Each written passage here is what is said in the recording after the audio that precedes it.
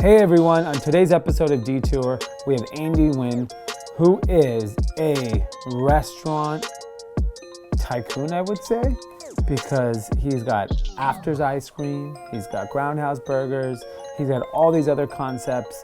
It's something very rare to find someone that has been successful in many different categories, and most interesting, he came from streetwear. And I always used to think, if you applied all the incredible marketing tactics of the fashion and streetwear industry in other industries, you probably have more success. And in this case, Andy did it. He comes from streetwear, probably the most competitive industry that I'm aware of in terms of marketing, and applied it to the toughest industry that we all know as the restaurant business. So check it out. Really, really interesting conversation. All right, we're sitting here with Andy, a big-time restaurant entrepreneur, ice cream, burgers. What else you got? Cookies, wings, and we got seafood, boba. The list. Jeez, so you kind of like the same headache I have with brands you have with restaurant concepts. So everyone always tells me the restaurant business is the worst business to get into. It's just as they always say, the worst two I hear are fashion and food, and Fashion. I happen to do both of them. So you did fashion for a while, and then you decided, hey, that's the hardest industry in the world. Let me go get into something even harder, food. Yep. How do you launch a food concept? Because I always have ideas for food concepts. Of course. And I just think I always get scared. I've even invested in food concepts, most of which have failed. Yep. And how did you find success so quickly? Like, what was Afters your first one? That was the first one, almost 5 years ago today. I think when we first did it, the reason I think we were so successful is that we weren't trying to risk our lives, because we already had lives. I was still doing clothing at the time, so I was like, this is just a hobby.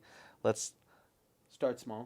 Start small. Find something that exists, that's there, that has a lot of the bare bones, and we can work around that. So in case something happens, that we're not ruining our lives just for this. Yeah, and I think the most interesting thing about your concepts are two things. One, I love that you focused on a region that was underserved.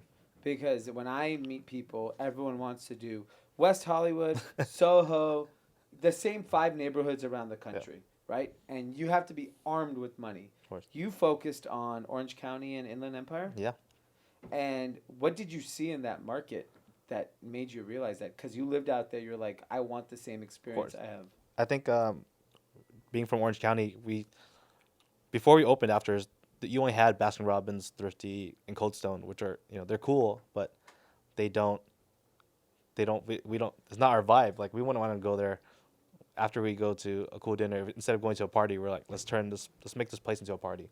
So that's how we created the entire environment of what we wanted for Afters. And I think that's completely different from your traditional mom and pop or Baskin Robbins or other mom and pop ice cream shops. So now that you have so many concepts, you're obviously catering to different categories. Correct. How do you decide? Like, if I wanted to go start a concept today, where should I start? How should I start? There's so many different ways. There's the food hall. There's a lot of food halls that open up now that are, the infrastructure is built out. Like the kitchens, everything's already built out.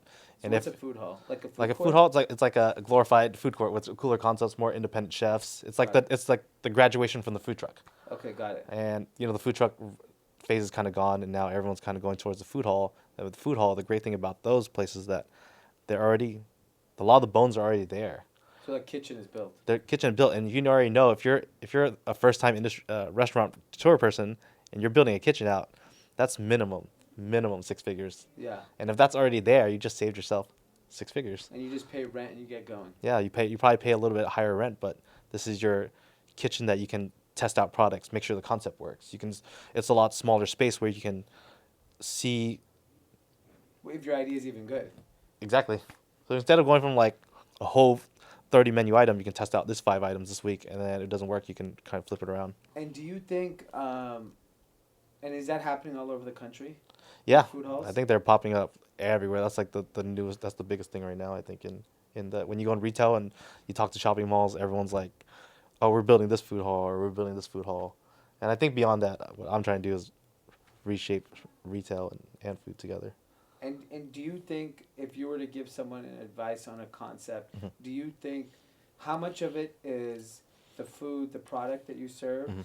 versus the experience? Like if it's 100% pie, what's It's a 50-50. Like the food, all the food always has to be good that's because a given. you can have cool looking product, but you can trick them on Instagram. When they get there and they try it, that word spreads like wildfire and how bad it is, and Yeah. they'll never return again, and you're dead in the water. Yeah. So I think food quality number one, experience like right under that. And where did you draw from your experience? Because because we were just talking about this. I always used to say fashion and streetwear specific have the best marketing I've ever seen in any industry. Of course. Because they're able to connect with people with no money. Yeah. Right? Because streetwear people have no money. Correct. And so I look at your businesses and I was like, wow, these are incredibly well marketed. Yeah. Did you think your streetwear background had a big... Absolutely, because we came from when we talked earlier, the time of the recession. So we learned how to work with $0. Like marketing was like guerrilla marketing, like reaching out to people face to face with like getting things done the right way without having this great digital space that we have now. And so how did you, like with Afters, the first location, how did you get people to even walk in your ice cream shop? Is it like dragging your friends there? It was dragging all like the homies, the media homies were like, can you come through? Or we'd reach out to like different media outlets and they're like, whoa, you're writing about, you're putting this up, this ice cream donut thing, we want to write about it. Got it. So they post about it for free, and then the big news guys see it, so now they want to shoot about it, and it just picks up, and the Wildstorm just goes crazy. And how collaborations is so big in fashion. Yeah. After going through Complex Con's food area, I was like, oh my God, food collaboration is going to be the biggest thing in the world. Yes. How has that impacted your business? Since we paired with the right brands. What's an example? When you were just saying Rick and Morty? Yeah, our Rick and Morty one right now, it's like completely insane. We're in February right now. During December, January, those are usually slow months in ice cream because it's cold. And right now we're doing summer numbers because everyone loves Rick and Morty right now, and it's just attacking a brand new audience for us. So you said it was flavors and it was a design in the store? Yeah, we have designs in the store, special cups, special flavors. We have merchandise of collab t-shirts and hats. And is that in all 25 locations? It's all 25 locations. Wow. So it's a big activation. And we sell the merch online and gone, like one day gone. We're like, so okay. you guys sell merch for the ice cream shop? Yeah. Wow. And it's also in collaboration with Rick and Morty. Correct. That's really cool. Yeah. And I see more and more food places selling merch. Like I see everyone wearing Uncle Polly's merch. Yeah, the hats. And Travis Scott wearing at the game. I was like, is that because of Buscemi's involvement, or is that just the trend now, like wearing food merch? I think it looks cool because it's branded really well. It looks like you saw like a clean shirt or from a brand that you like. You're like, hey, I can wear that. Yeah. It doesn't look like you've seen like other food merch before the recent years, and it doesn't look like this. It looks very corporate-ish. Yeah, it looks corny. Yeah. What about Yelp? I hate Yelp. Does Yelp matter for you? Yelp is a huge deal. They are very it's.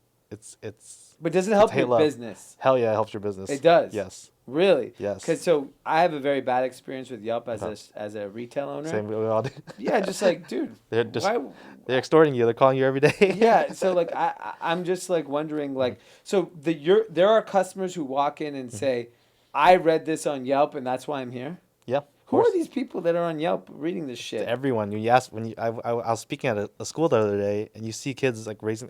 I was like, "Who uses Yelp in here?" All the kids raised their hand. I'm like, "Wow." How old are these kids? They're high school. They're freshmen to seniors. They're on Yelp. They're all using it and to determine where they want to eat. Wouldn't you go on Instagram to look at the pictures and? You would, but then you'd look on Yelp to see if it's a good rating or not, to see if the food matches up to the pictures. Wow. So it is important. It's very important. And so you're confident that has helped drive business because you guys have a great experience, good product. Of course. So you know if you were writing bad reviews, you better start fixing things up right away. Okay. Yeah. What is the biggest opportunity in food today, in your opinion? Biggest opportunity in food? You can start with literally nothing. You can start with it's so much easier now because you don't have. Is there a category? Like I'm saying, like category. Do you think there's? The categories right now I think are huge right now. What I'm looking at, I think vegan fast food is the next wave, and if no one's jumping on it, I'm gonna jump on it before all you, and I'm gonna make a killing off it. But I don't think that wave is going anywhere. It's approachable. I've had places that when you eat it, you're like, whoa, I couldn't even tell this is vegan. Yeah. And I think that's what people need to focus on: vegan fast food.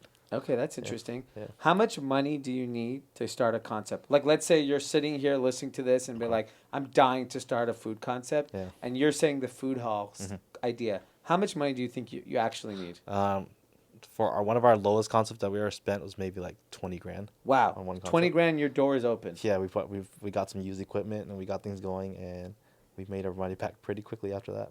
And do you suggest starting in these underserved areas because the rent's just cheaper?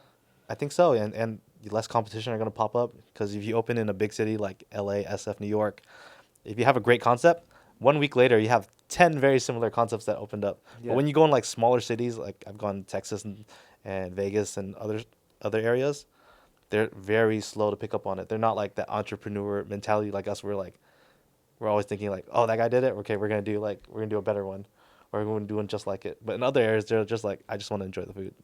What's your take on the biggest restaurateurs today, the fast food players? Mm-hmm. What do you think their future looks like? Like, do they evolve? Do they get smaller? Do they get bigger? They have to evolve, and I think they have to start buying up the newer, younger concepts, because they don't get it. They need to buy the groups like me and my friends, and that's why they need to dump their money towards, because if we're gonna take over. Yeah. Yeah. That's amazing. And then, if someone has a question, can they reach out to you on Instagram? Of course, I'll answer. I answer almost every DM out there. That's amazing. What's your handle? Andy the Nguyen. Okay, awesome. Yeah.